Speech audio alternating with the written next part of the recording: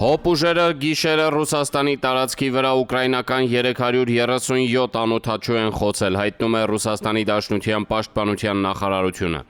Անցած գիշերվա ընթացքում Հոբ հերթապահ միջոցները որսացել եւ ոչնչացրել են ուկրաինական 337 անօդաչու, 91 անօդաչու Մոսկվայի մարզի տարածքի վրա, 126-ը Կուրսկի մարզի, 38-ը Բրյանսկի, 25-ը Բելգորոդի, 22-ը Ռյազանի, 10-ը Կալուգայի, 8-ը Լիպեցկի, 8-ը Օրիոլի, 6-ը Վորոնեժի եւ 3-ը Նիժնի Նովգորոդի մարզի վրա, ասվում է հաղորդագրության մեջ։ Ավելի վաղ Մոսկվայի եւ Մոսկվայի մարզի իշխանությունները հայտնել էին ուկրաինական անօդաչու թռչող սարքերի զանգվածային հարձակման մասին, որի հետևանքով 1 մարդ զոհվել է, եւս 3-ը վիրավորվել են։ Դոմոձեդովայում անօդաչուի գրոհի հետևանքով մահացել է Միրատորգի կիսաֆաբրիկատների արտադրություն, 1 աշխատակից, վիրավորվել են 2-ը։ Այս մասին հայտնում է ՌԻԱ Նովոստին, հղում անելով ընկերության մամուլի ծառայությանը։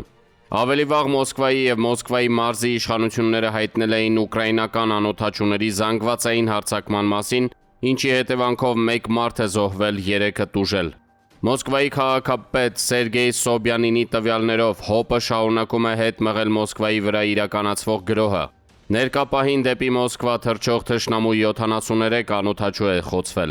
Ժամը 5:14-ին անօդաչուի բեկորների անկման հետևանքով վնասվել են Դոմոձեդովայի Միրատորգ ընկերության դիստրիբյուտորական կենտրոնի տարածքում գտնվող օբյեկտները։ Միջադեպի հետևանքով ցավոք ընկերության 1 աշխատակից զոհվել է եւ 2-ը վիրավորվել։ Տուժածներին տեղափոխել են Վիդնոյեի եւ Դոմոձեդովայի բուժ հաստատություններ, որտեղ նրանց բուժօգնություն են ցուցաբերում, ասվում է հաղորդագրության մեջ։ Ընկերությունը վստահեցնում է, որ զոհվածի եւ վիրավորների ընտանիքներին կցուցաբերվի անհրաժեշտ աջակցություն եւ նյութական օգնություն կտրամադրվի։ Սա ազդանշան է Պուտինին, նա նույնպես շահագրգռված է օդում հրադադարով, հայտարարել է Ուկրաինայի ազգային անվտանգության եւ պաշտպանության խորհրդի ապատեղեկատվության դեմ պայքարի կենտրոնի ղեկավար Անդրեյ Կովալենկոն, մեկնաբանելով Մոսկվայի ուղղությամբ ԱԹՍ-ների հարվածները։ Կովալենկոն նկատել է, որ մայրաքաղաքի վրա հոգեբանական հարձակումներն ավելի ուժեղ են ազդում ռուսաստանցիների վրա, քան նավթավերամշակման գործարաններին հարվածելը, թեև դրանք քիչ արդյունավետ են։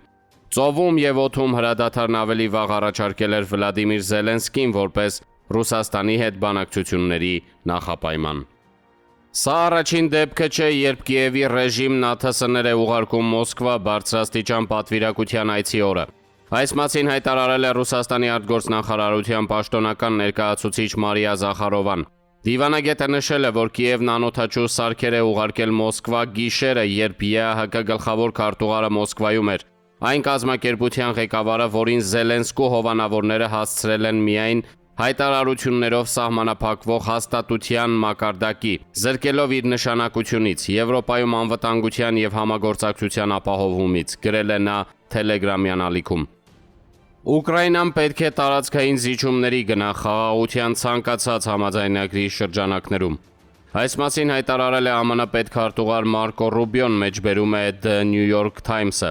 Կարծում եմ երկու կողմերն էլ պետք է հասկանան, որ այս իրավիճակը ռազմական լուծում չունի։ Ռուսները չեն կարող գրավել ողջ Ուկրաինան եւ պարզ է, որ Ուկրաինայի համար շատ դժվար կլինի ցանկացած ողջամիտ ժամանակահատվածում ստիպելու ռուսներին վերադառնալ 2014 թվականի դիրքերին։ Լրագրողներին ասել է պետքարտուղարը Սաուդյան Արաբիա ժամանելուց առաջ։ Ռուբիոն նշել է, որ ապագա բանակցությունները կորոշեն, թե ինչ զիջումների է պատրաստ գնալ Ռուսաստանը։ Մենք չգիտենք, թե իրականում որքանով են կողմերը հեռու իրարից։ Նրա խոսքով ամերիկյան պատվիրակությունը կքննարկի Ուկրաինային ռազմական օգնության վերականգնման հարցը, եթե Կիևն իսկապես ցույց տա, որ պատրաստ է խաղաղության։ Ամերիկյան պատվիրակությունը ցանկանում է համոզվել, որ Կիևը պատրաստ է բարդ որոշումների, նմանապես Մոսկվան դժվար քայլեր պետք է ձեռնարկի այս հակամարտությանը վերջ տալու համար կամ գոնե ինչ-որ կերպ այն դադարեցնելու,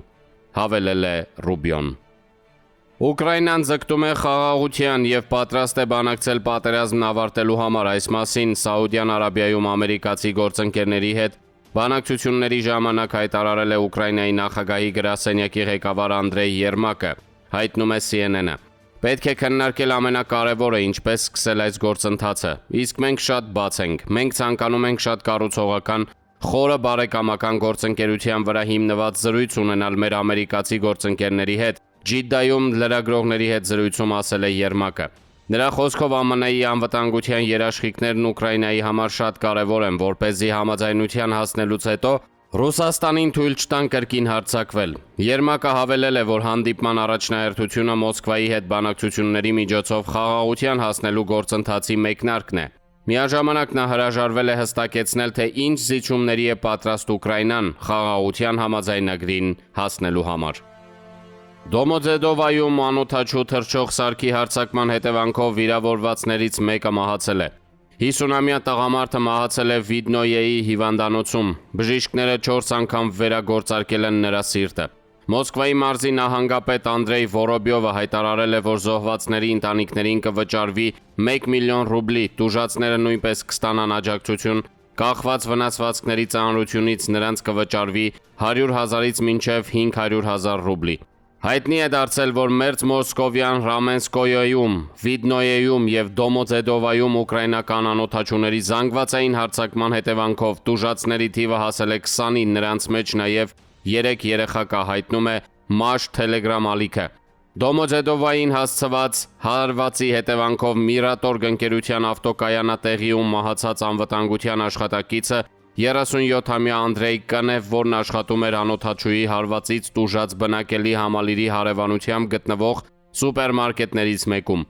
Հիշեցնենք, ավելի վաղ Մոսկվայի քաղաքապետ Սերգեյ Սոբյանինը հայտնել էր, որ ՌԴ հոբ ուժերը շարունակում են հետ մղել Մոսկվայի վրա հարձակումը։ Գիշերվա ընթացքում Ռուսաստանի տարածքի վրա խոցվել է թշնամու 337 անօդաչու, որից 91-ը Մոսկվայի մարզի երկնքում։ Դոմոդեդովայում անօդաչուների բեկորների անկման պատճառով մի փոքր վնասվել էր տրանսպորտային ենթակառուցվածքը, երկաթուղային կայարանում գնացքների երթևեկությունը ժամանակավորապես հետաձգվել էր։ Հարձակման ֆոնին Ռոսավիացիայի մամուլի ծառայությունը հայտարարել էր մայրաքաղաքի Վնուկովո, Շերեմետևո,